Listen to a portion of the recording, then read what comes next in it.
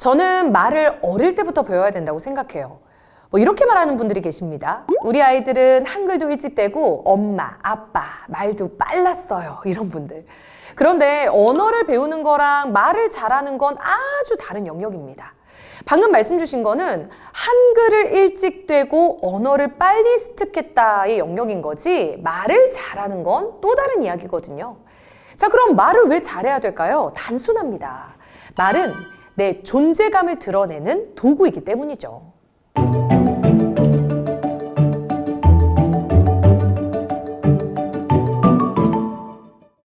존재감을 드러낸다라는 건요, 그냥 단순히 주변 사람들에게 주목을 받는다 이런 의미가 아닙니다. 쉽게 말해서 내가 누구인지, 내가 현재 어떤 생각과 감정을 느끼고 내 의견은 무엇인지 잘 전달할 수 있는 능력을 가지는 겁니다. 그런데 많은 아이들이 이걸 못합니다. 화가 나면요, 그냥 아 하고 소리를 지른다거나 막 물건을 던져요.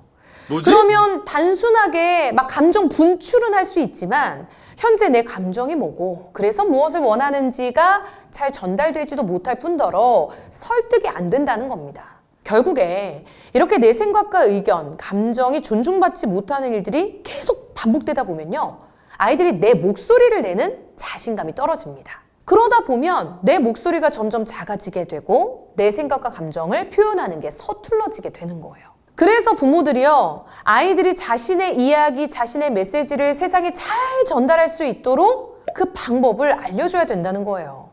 지금 이렇게 스피치 교육 전문가인 저도 사실 어릴 때 존재감이 없었습니다. 타고나기를 워낙 내성적이고 부끄러움이 많은 아이로 태어나기도 했지만 저의 이런 소심한 성격을 거의 바닥으로 짓누르게 한 그런 사건이 하나 있습니다. 저 때만 해도요, 이 학교라는 공간, 그리고 학교 선생님이라는 존재가 굉장히 어렵고 또 무서운 존재였거든요. 근데 아직도 생생하게 기억이 나는 게 초등학교 1학년 담임 선생님입니다. 근데 그 선생님에게 어느 순간부터 매일 제가 맞기 시작을 하거든요. 숙제를 해와도 맞고, 안 해오면 더 맞고, 또 그래서 더 열심히 숙제를 해가도 또 맞아요. 이유야 다양했습니다. 글씨를 안 예쁘게 썼다, 내용이 부족했다, 주제에 맞지 않았다, 어떻게든 트집을 잡아서 매일매일 저를 때리기 시작했어요. 저희 부모님이 너무 바쁘셨거든요. 그러다 보니까 학교에 이렇게 계속 드나드실 수 있는 상황이 아니었고, 이 스승의 날 때 그 당시만 해도 많은 어머님들이 막 이런 종이 가방을 들고 다 왔다 갔다 하셨던 기억이 나요. 근데 저희 어머님은 그걸 못 하셨거든요.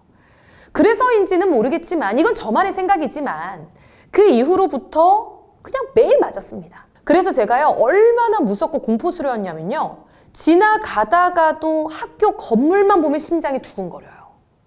선생님이랑 비슷한 모양새, 비슷한 걸음걸이를 한 사람만 봐도 심장이 두근거려요. 앞 친구 등 뒤에 숨어서 항상 수업 시간에 쪼그려 앉아 있었던 그런 기억이 납니다. 그런데요, 이런 저를 완전히 180도 바뀌게 만들어준 분이 있습니다. 이번에는 초등학교 3학년 때 담임선생님이었어요. 진짜 천사 같은 분이셨거든요. 어느 날 제가 학교 교실에 와서 하교할 때까지 친구도 없죠. 존재감 완전 제로죠. 말 한마디도 안 하고 집에 가죠. 그러니까 제가 안쓰러웠는지 오늘 저를 부르시더라고요. 차연이 일로 와봐. 무슨 일이지? 나 잘못한 거 없는데 또 때리려고 저러시나? 그리고 이제 갔더니 저한테 종이 한 장을 주시는 거예요. 그 종이에는 황소와 개구리라는 제목의 짧은 동화가 있었습니다. 앞으로 선생님이랑 이거 한 번씩만 읽고 가자. 그래서 그때부터 선생님이랑 매일 방과 후에 황소와 개구리라는 제목의 짧은 동화를 실감나게 읽는 동화 구연 연습을 했어요. 더도도도 말고 그냥 딱 한 번씩만 선생님이랑 읽고 집에 가는 거였죠. 시간이 많이 뺏기지도 않았고 저에게 크게 부담스러운 일도 아니었습니다. 거의 한 학기, 수개월을 연습을 했던 것 같아요. 그러던 어느 날 선생님이 예고 없이 저를 수업 중에 부르시는 겁니다. 친구들한테 황소와 개구리 한번 보여주자. 너무 떨렸어요. 미리 좀 예고라도 해주셨으면 제가 마음의 준비라도 했을 텐데 너무 갑작스럽다 보니까 이를 어떡하지? 심장이 그냥 뛰는 게 아니라 그냥 바깥에 튀어나올 정도로 막 뛰는 경험. 막 귀에 콱콱콱콱콱. 근데 너무 신기한 게 뭔지 아세요? 그냥 자동으로 나오는 거예요, 입에서. 아주 큰 목소리로. 그리고 선생님과 연습했던 대로 제스처도 나도 모르게 하고 있는 거죠. 저도 놀랐지만 당연히 선생님도 놀라셨을 거고, 같은 교실에 있던 아이들은 제가 말을 한다고? 그것도 저렇게 큰 목소리로? 심지어 보지 않고 말해? 평상시에 교실에서의 제 존재감은 0, 제로였거든요. 정말 존재감이 없는 아이였는데 그 순간 제 존재감이 200%, 300%, 거의 1000% 교실 속에 가득 찬 순간이었습니다. 어린 마음에 제가 느꼈죠. 아, 내가 친구들 앞에 나와가지고 이렇게 말을 하니까 아이들이 날 쳐다보네? 아이들이 날 보는 눈빛이 달라지네? 말을 잘하면 이렇게 사람들에게 인정받을 수 있네? 그럼 나는 커서 말하는 직업을 해야지? 막연하게 그렇게 꿈꿨던 것 같아요. 그래서 결국 제 꿈을 이뤘죠.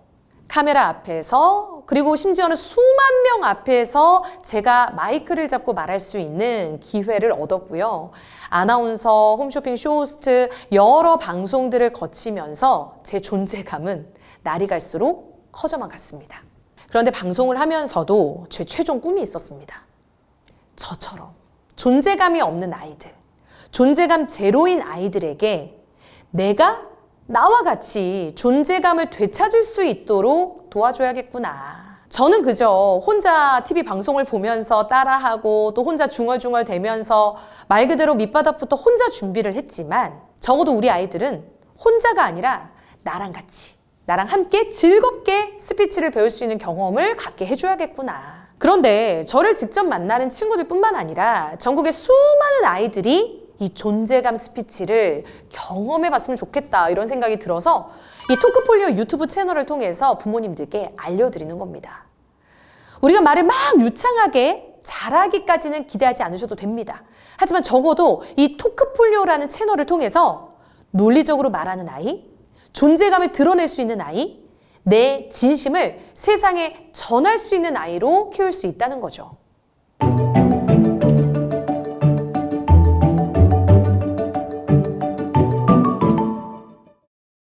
정말 말을 잘할 줄 알면요, 인생이 달라집니다.